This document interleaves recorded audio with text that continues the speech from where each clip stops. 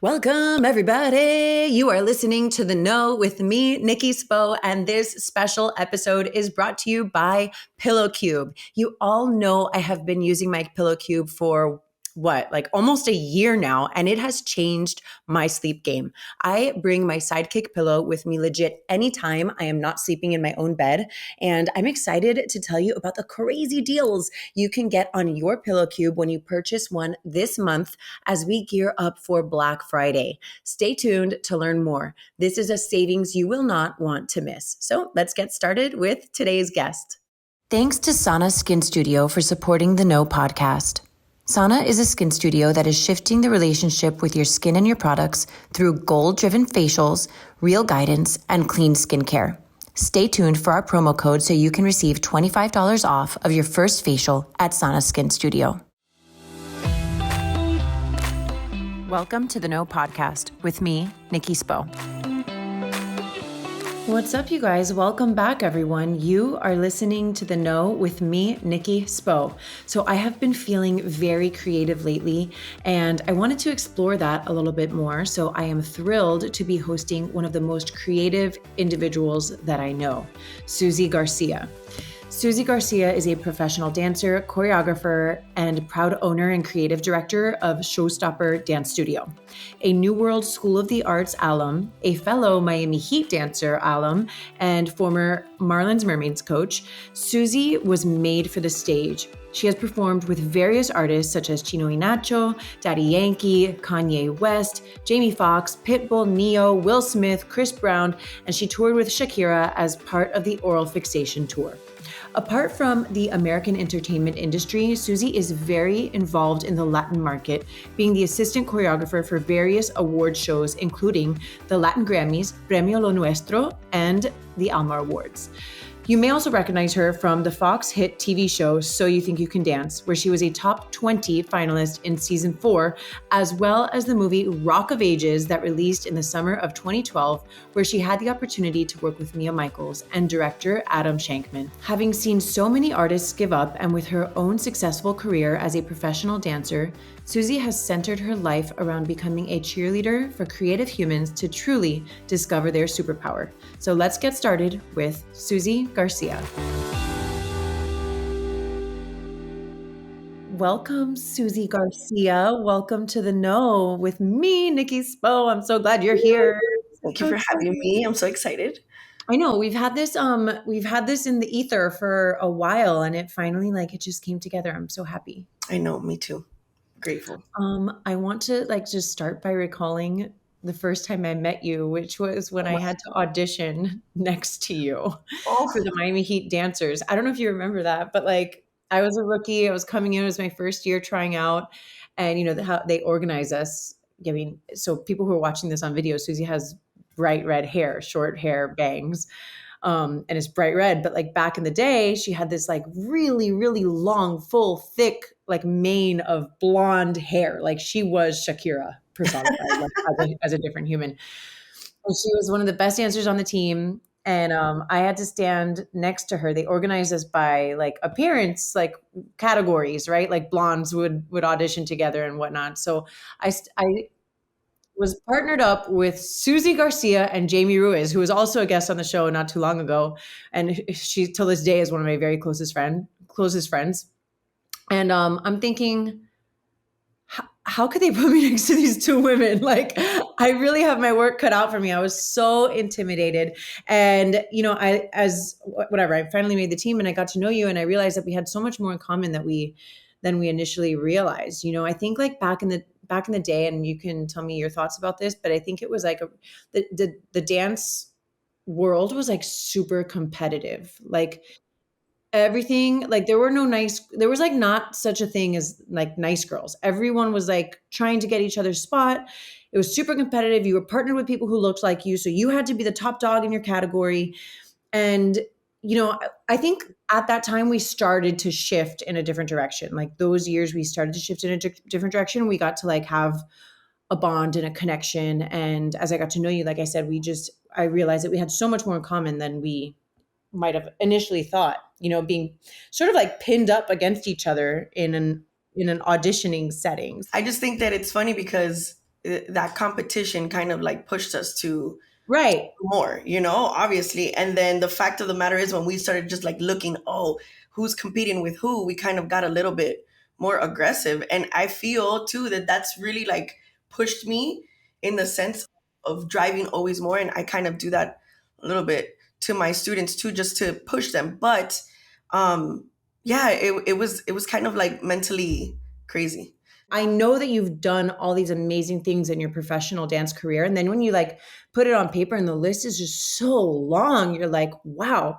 Like, Susie, you've done so many things. You've toured with so many people. You've performed with so many people. You've choreographed for so many major artists in the American and in the Latin market. It's impressive. And I mean, there's just shows that you've been on with So You Think You Can Dance and Dancing with the Stars. Congratulations, because I mean, it's been a ride. Well, it's been amazing, the dancing part, and then my life quickly shifted to choreographing, like you said, creating. And when I opened up my studio, Showstopper Miami, it was my time of not just giving back, but creating the the artistry within the new generation.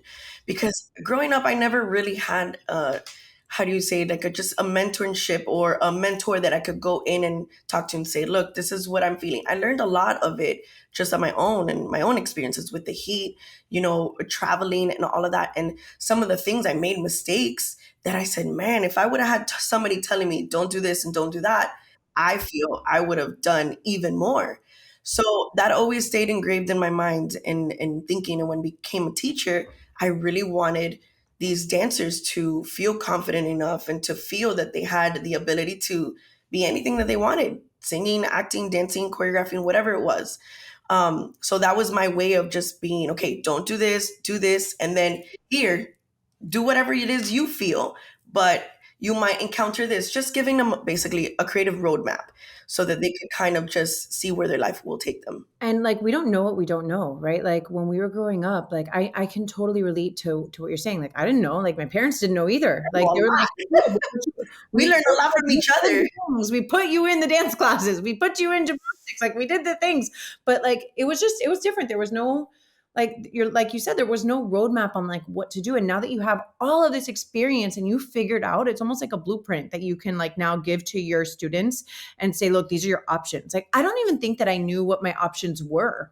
No, me neither. Even in high school, and I know you went to New World School of the Arts, but like even in high school when I was dancing, I didn't even think to try out for the Miami Heat dancers. Like somebody, like my dad told me, like, "Oh, you could do this." I was like, "Well," and then like even that, like I was like, like I just thought like professional sports teams dancers were like not real dancers, until I made the team and I realized like I was with a ton of real dancers, right? Like quote real dancers and all of the great lessons that I learned doing that. But yeah, there wasn't a roadmap. I didn't know what to do. I mean, and it's scary. Like it's scary. You're like audition, get an agent, do what? What do I do? It is, and things have changed a lot along the way. There's so many dancers now here in Miami. There's so many creatives, and there's a lot of opportunity that come here to Miami. So it's a bit different, but definitely, I learned how to put makeup on in the heat because stage makeup, as I did in New World, was totally different from commercial makeup or just the glamour and the beauty of it. So it's really showcasing that to everybody and saying, okay, what is it that you want to do? And if you want to do it all, just know that there's criteria that people are expecting or that is expected of you in order to maintain that status in whatever, box or boxes that you put yourself in. And before, we kind of just learned from each other, we really did. And we became women, I feel, because I was 18 and just didn't know anything. And even in high school, when I went to New World, it was from a college fair. And I said, oh, that's cool. I could dance. It wasn't like I had this whole plan out. I never did. It was there. And I said, all right, let's do this. So I feel like there's so much more opportunity for people now and for creatives now.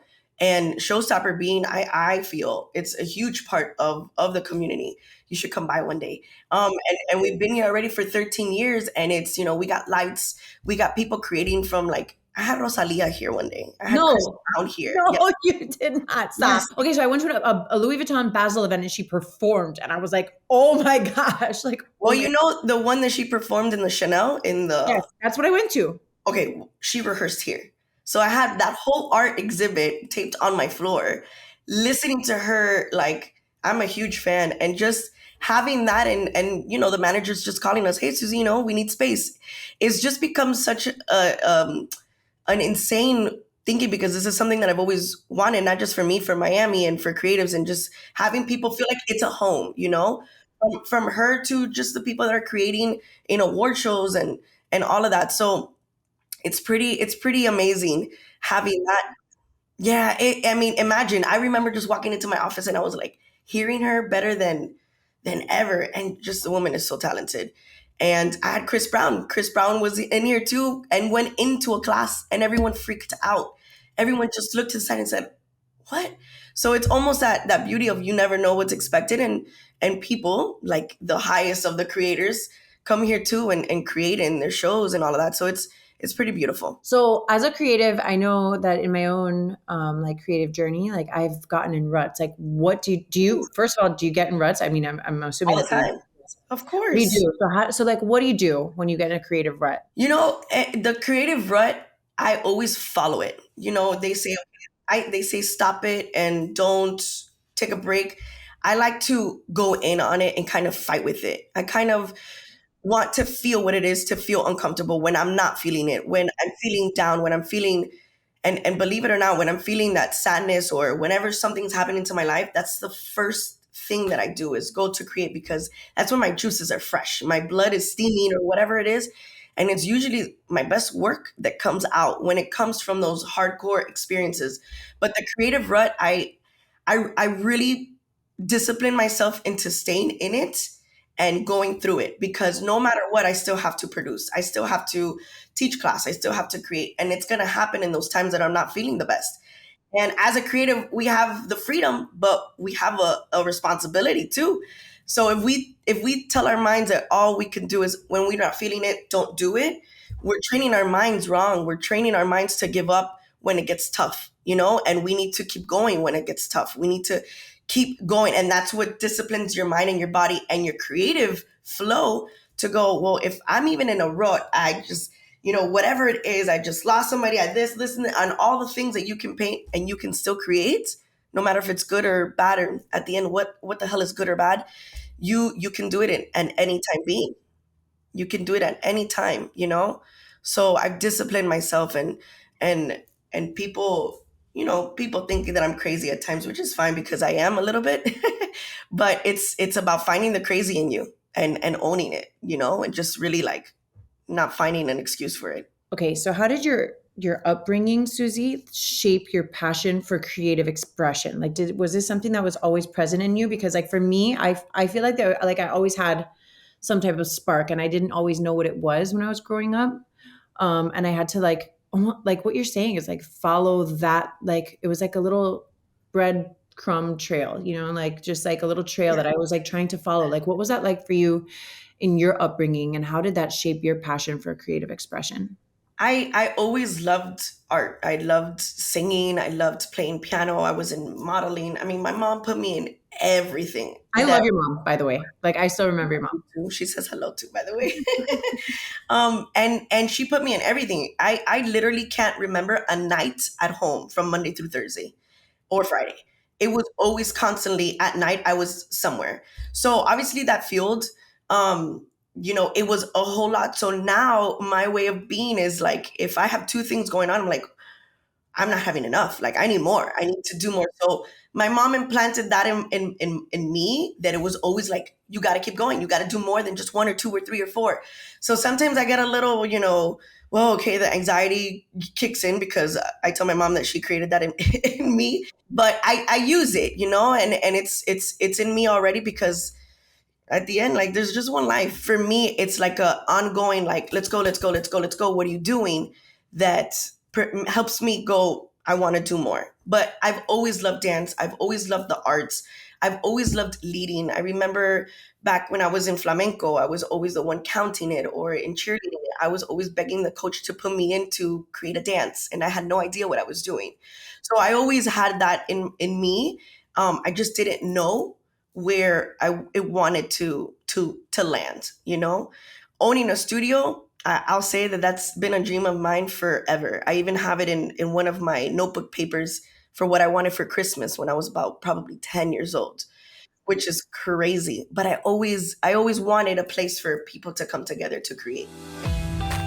You guys, I love, love, love this topic, but I want to take a break to tell you about the amazing deals we are offering to the No listeners this November for Black Friday. So it's no secret, I am obsessed with Pillow Cub, right? The ultimate pillow for side sleepers. I legit cannot sleep without my sidekick pillow and my Kneezy in between the knees pillow.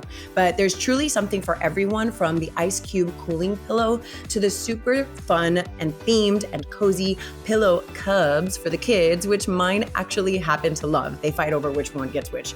Anyway, the Pillow Cube is a great holiday gift. I can't tell you how much money I have spent trying out all of the different pillows that are out there, and I am so lucky that I finally found Pillow Cube. This Black Friday, you can score some major savings, whether you're buying sleep assets for yourself or you're gifting them out to your people. Hello, White Elephant Gift Exchange. I want to win that gift exchange gift, okay? I mean, check it out. The Ice Cube Side Sleeper Pillow, which is normally $159, you'll get it for $119. The Pillow Cub, which is normally $69.99, you'll get for $34.99. One of my favorites, the Kneezy, is usually $89.99, and you will score that for $44.99. Lastly, the big hitter, the Pillow Cube mattress, will be 20% off. Okay, guys, you will not regret owning these. I'm telling you. This Black Friday, check out www.pillowcube.com for incredible savings. And as always, my personal discount code NikkiSpo10 is a standing code that you can use all year round. All right, let's get back to the show. I want to take a minute to thank our sponsors, Sana Skin Studio. The best way for me to describe Sana is that it feels like coming home. Unlike traditional facials, Sana's facials are rooted in education, and I love this so much. Every experience I've had at Sana has been a chance to learn more about my skin and its needs. I love that the facials are effective while also being accessible enough to be a monthly ritual rather than a yearly splurge. I'm honored to be able to provide our audience with a promo code. Use the code THENOGLOW for $25 off of your first facial at Sana when booking via sanaskinstudio.com. I want to talk about confidence versus self-doubt, because a lot of it goes hand in hand. And I want to know, in your opinion, do you think these are both learned behaviors? I know that for me, I had confidence growing up in so many ways.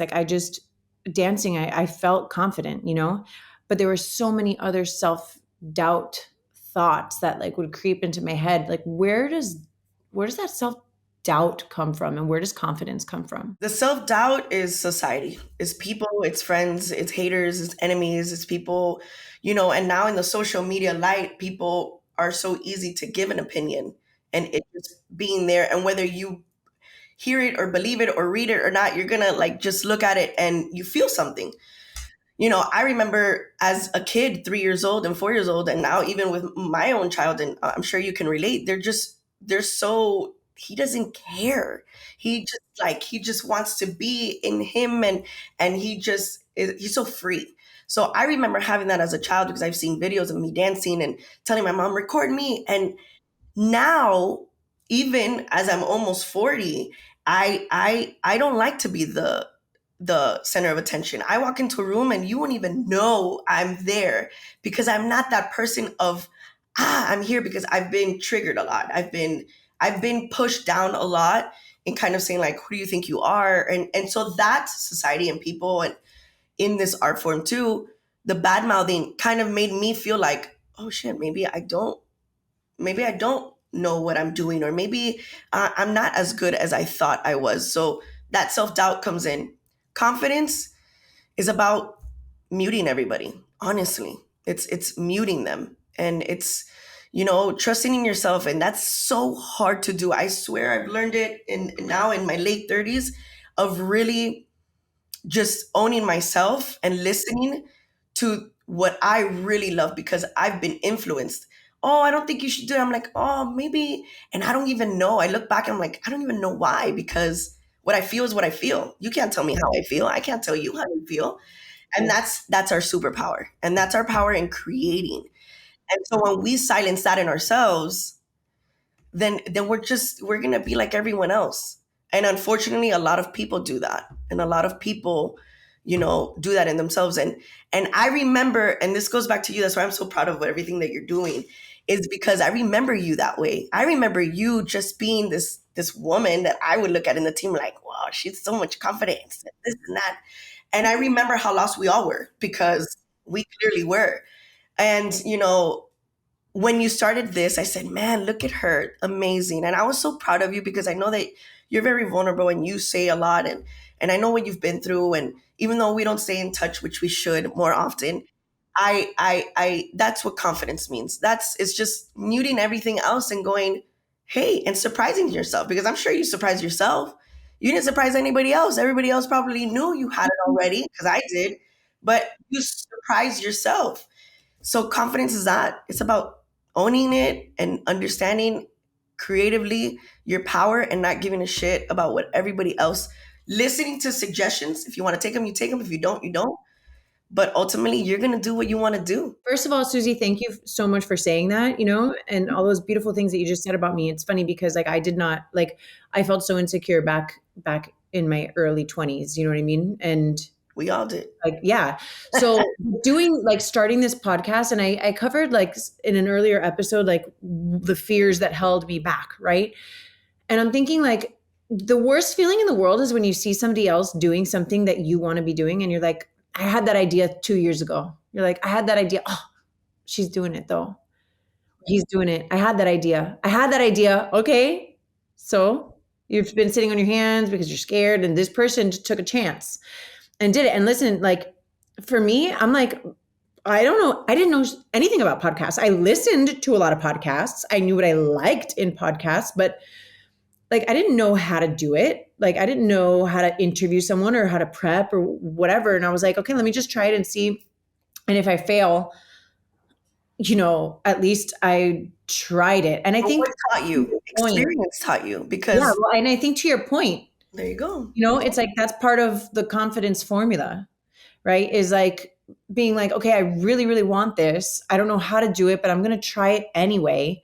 And now you're like, okay, I did it. I did it. Like that. Then there's like a coin in your piggy bank, right? You're like, okay, now I'm going to try it again, and I'm going to get $1. And now I'm going to be able to like build on that because like you're actually going for it. And I think like that courage helps to establish more confidence, like just like building blocks. And you just said it. Confidence is not, you don't know how many people tell me, I'm waiting to feel confident in order to do People tell you that? Oh, all the time after classes or rehearsal. What can I do? And I said, you just gotta go. You gotta jump. But what if? And what if you learn from the experiences? We are who we are today because of all the obstacles and the waves of life that have been thrown at us. We're not who we are because everything was spoon fed to us. We learned from the hard. And if everything is always easy, we don't want to work for it. So we're pushed when it's difficult. We're pushed when we're challenged. We're pushed in those moments. So I feel like this generation just needs to not feel overwhelmed. And it's kind of like that old school, like, come on, let's do it. Because I know that everything, you have to be aware of your whole being. But if you throw yourself more any which way, you'll surprise yourself, and you'll find, you like how you just said, first it's a penny, then a nickel, that then you go and go, all right, I could do this. But if you never throw yourself, you'll never know. How do you help your students then? Like when they come to you, you mentioned like you have people who actually come to you after class and like, I'm waiting for my confidence. Like, what do you do with those people? Like how do you help them establish that confidence and believe in the power of their presence? For me, and I've been with the studio now for 13 years, and we have 2 locations now, which is amazing. And we have so many different artists that come in. And they come in for that. They come in because they want to learn confidence. And the number one thing that I tell them is just to stand in their own power, to stand in their story, to stand in whatever they've been through, and not deny it and not try and erase it, not try and again mute yourself, because once you're in reference and you're in hold of everything that you've been through, and you're okay with speaking it and performing it, because ultimately that's what art is. It's a language, like Martha Graham, language of emotion, you know? So the more that they do that, the more that they will start feeling a higher spirit in them. And that higher spirit, it's a beautiful place. It's a place that you get blind. You don't even know where you are. And when you're performing, and when you perform and you stop, you gotta go. Where am I? Now in the beginning, a lot of people go, who's looking? Versus where am I? So if that's Wait, what I that push in again. First, people are like, "Who's looking?" And next, they're like, "What?" Instead of, where am I? They get lost. um, And it's a beautiful loss, because when I perform, I feel that. And I want other people to feel this almost like euphoria, a euphoria of like just madness, of crazy, of beauty. And in a world like my brother, I love him, but my brother, ever since I was little, he said, "You're in La La Land, you're in La La Land." And he would always tell me that, like I was always in another world. And I am. When I perform, I'm in a complete other world. I'm very into myself, introverted socially, which is so bizarre. But you put me to teach and dance, and and you're gonna feel what I feel, just because I'm not doing it for you necessarily, but I'm doing it for us as a conversation, you know?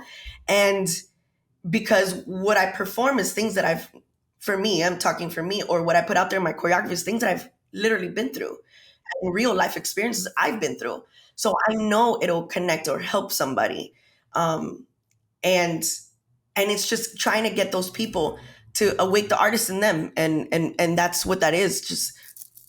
Just hide and just silence the people looking at you, because everyone is so conscious of who's looking at me. So I have moms and women that are mothers, and they've never danced before, or they say that they haven't danced in like a couple years, and it's always a scary thing for them. So yeah. just pushing them to feel this courage and believing in themselves, because we get so lost in being mom that we forget that we're a woman first, or who we are first, you know? So I always implement that on them, and it's they have a great time, and it's so refreshing and beautiful to see, you know, them feeling who they are. And they get lost, and we get lost because we feel like we're just one thing and we're not. So I can totally relate to that. After I had my first son, Santiago, I took a dance class, and Tina was teaching, one of our a mutual friend of ours, Tina Pagan, and I was, I think I was the only mom in there. And mind you, I had dance experience, right? Like it's not like I had never danced before. Like I have dance experience, but it had been a very long time since I had taken a dance class, and I was so nervous. And there's like all these like 21-year-old girls in there, women, like current dancers, like active working dancers. And I'm like, oh snap, like I can't get down on the floor that fast. I can't get up off the floor that fast. I'm like, I'm not as flexible as I used to be. But I will tell you what is like, I can totally relate to that feeling of getting lost. And it was so amazing. Like it was so amazing to get back in the studio and to move my body and to like feel myself. I wish more women, especially moms, would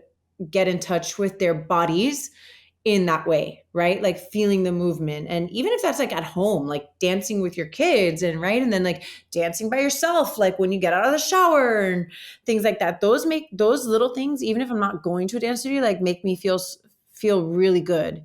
And I think that we all need that, right? Yeah, Like and you know, activity to there's ourselves. just so much power in movement in itself. You know, working out, we feel certain something. So now you're working out because you're putting your muscles to work, and then combining it with mental, with Mhm. mind, and powerful words that I always love to share. You know, in my classes, now you're getting two. So you walk out of my classes and you're just like, yeah, you know, and it's so awesome to see and to feel, because I feel that way, you know, when I take a really good class, and there's so much power, and you give off the light and the power that you walk out and going, oh, I feel like I used to. And you're like, I used to? What do you mean? It's just because we get lost and Totally. get in this, life. So what is one of the most difficult experiences that you've ever had, like, in your professional career?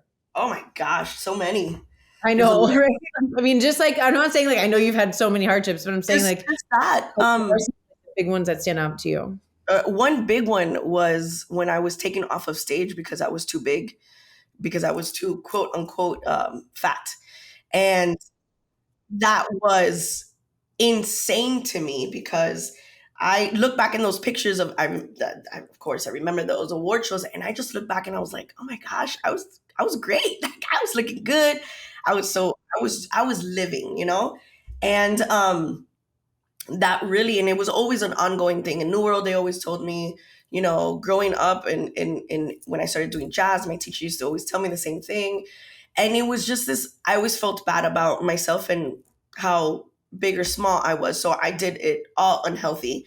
I would do some crazy things to lose weight for poster and just to be, skinny.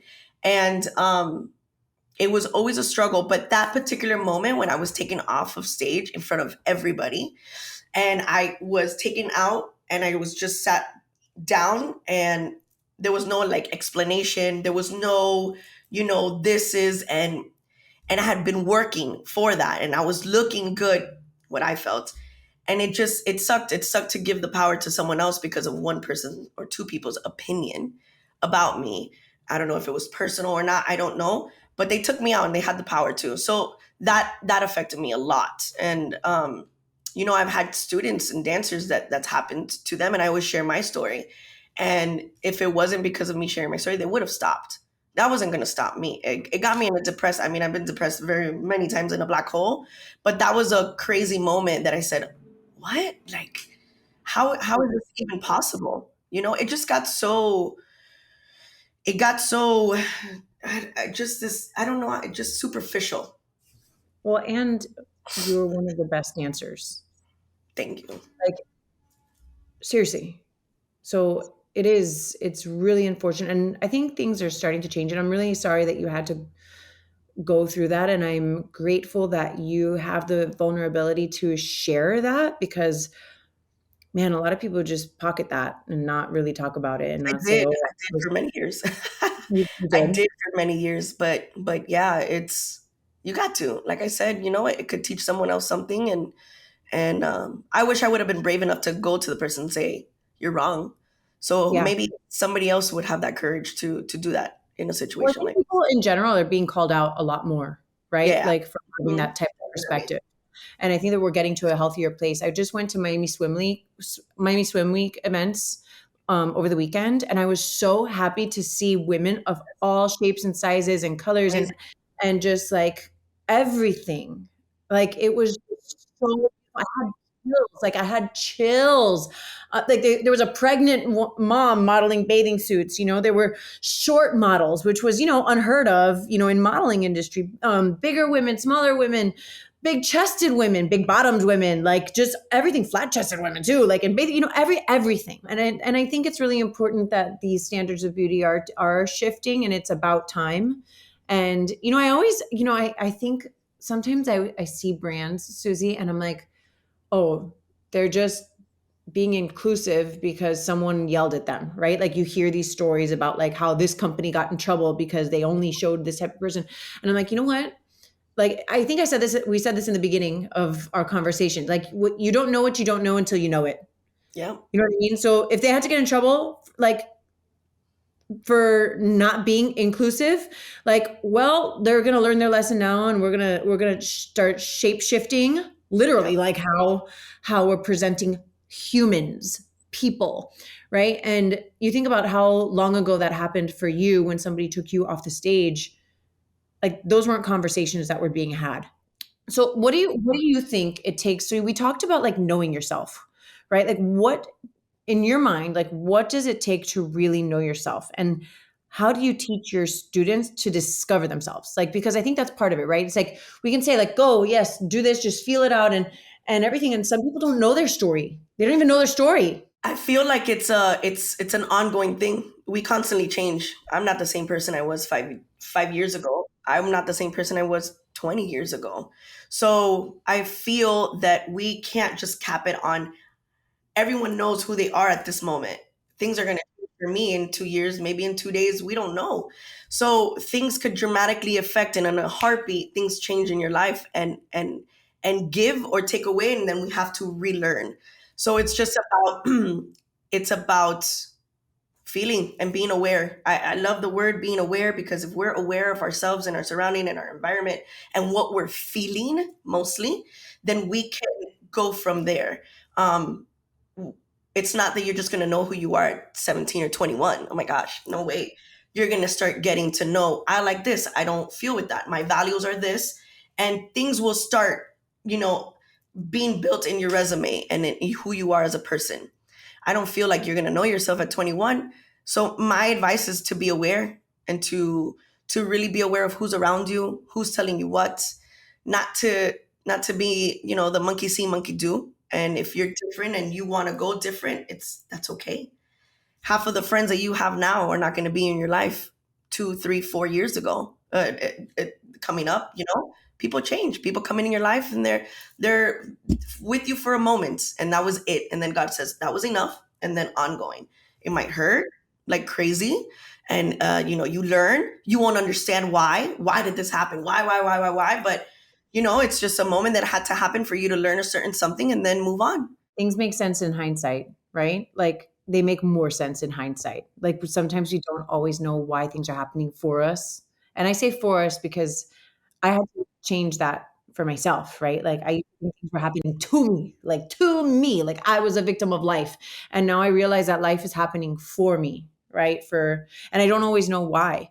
And you mentioned, so being aware of ourselves, that really, and what I'm hearing is like, you have to get present and like get out. So like stop paying attention to like what's outside, but really become present in yourself, and not like so much so far in the future or so far back in the past, but like really, really get grounded in the here and now so that you can set yourself up like for the awareness that it takes to know yourself. You said something about like who are the people that are like influencing you. It's like I heard this either on another podcast that I was thinking about or a book I was reading. I can't remember, but it was like the message was who's influencing you, right? So like everything that I think or feel or whatever, who's influencing me? Like if I want something, well, why do I want it?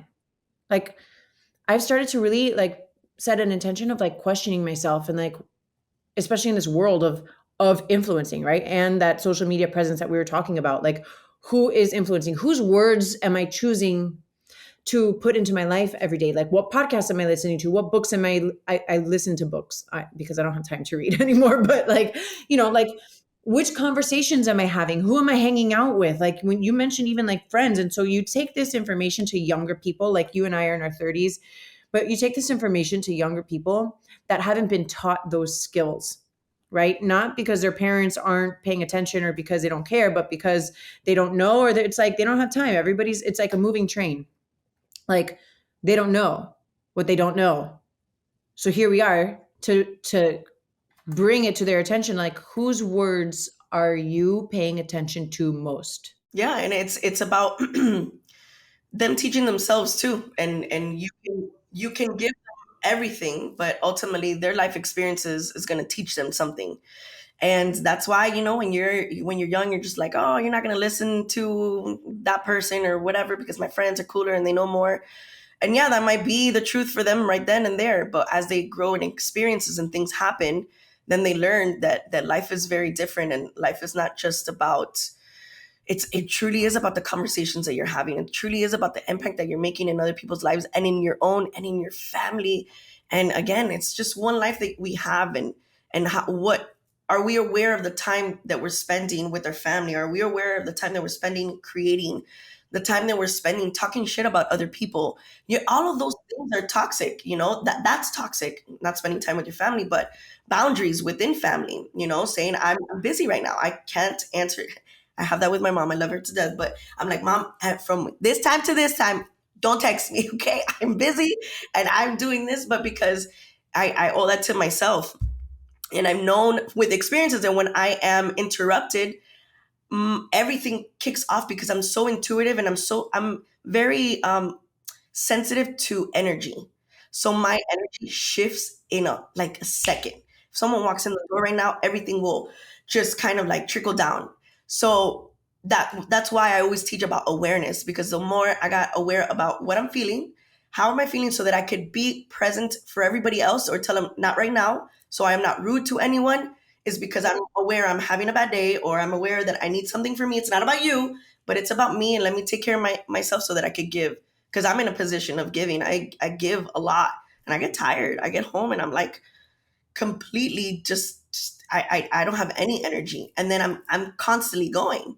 So I need to feed myself, and I have to be very aware of my time and where it goes. So I read something and you mentioned boundaries. I read something somewhere that it said boundaries are a very high form of love, right? It's telling someone that you want to keep them in your life, and it's not so much. I think boundaries get like a bad rep sometimes because people are like, you're setting a boundary, you don't want me here. And it's like, no, I do want you here. Like Make it personal. Yeah. within these like boundaries that I have, I want you here. Like, so I try to reframe my mind like into that, right? That the boundary is really like a form of caring and loving and saying, I do want you in my life. For both parts.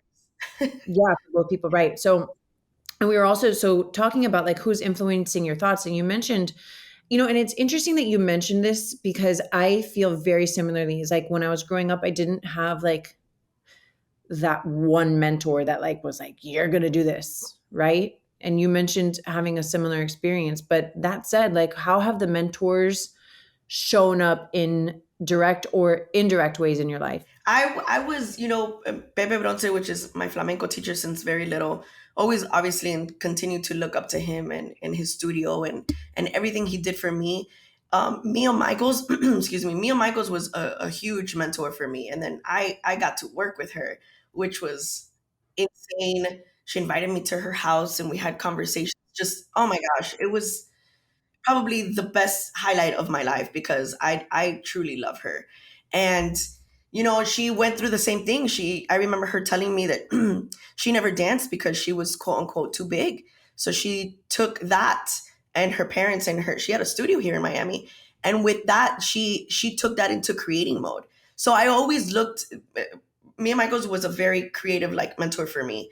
And now, I have people like Danny Garcia, that she's the new founder of XFL with The Rock, and I had the amazing opportunity to work with her, and she's just an incredible human being and powerful and woman, just like woman, and so successful in business and doing so many different things. So, women have really empowered my mom, a single mom, like raising me and my brother, and my dad was always present, but in and out. So just women, and just seeing, the effects and the power that we have, like I told you in the beginning, I'm like, you're gonna about to have 3 kids. Like, that's crazy. But that's so powerful. That's your power. I have one, and I'm like, damn, this shit's nuts. I have my business, and I'm responsible for a lot, but it's just everyone. We can't compare. You can't compare your life to anyone else's, because even a mom of three to another mom of three won't be the same. So I feel like influencing and mentored, yes, and not feeling jealousy and feeling empowerment. I never felt jealousy, even with the person like Mia Michaels that I thought I could never touch. And finally, she gave me a big hug and a kiss, and I was in her house. I was like, what? And I never felt a jealousy. I felt empowered. I felt that I almost wanted to continue her, what she was doing on.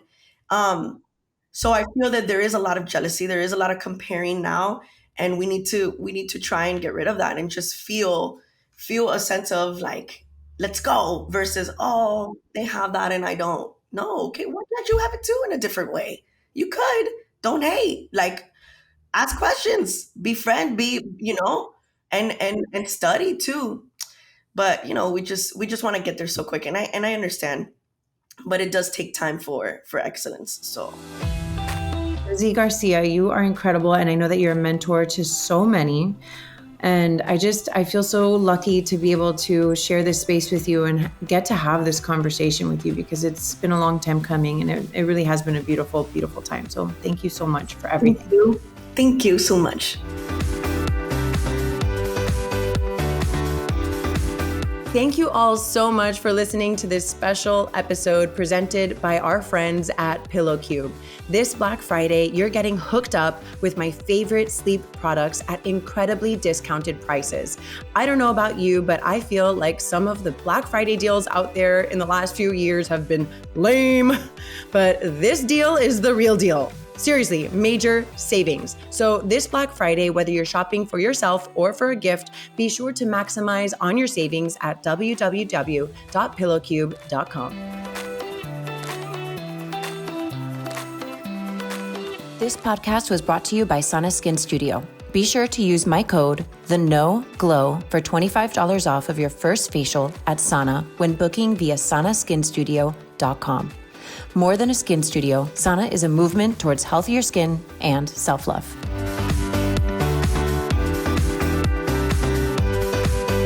Thank you so much for listening to The Know. If you loved this episode, go ahead and share it with a friend. Words are so powerful, and someone may need to hear what we covered today. And if you really loved this episode, please take a moment to rate the show and leave a review. Your comments are so important and valued, and they give other listeners insight on what to expect on The Know. You can connect with me personally via Instagram at Nikki Sap Spo and The Know with Nikki Spo. My hope for you today is that you are fearless in looking inward so that you can be your highest, most authentic self and go after the life of your dreams.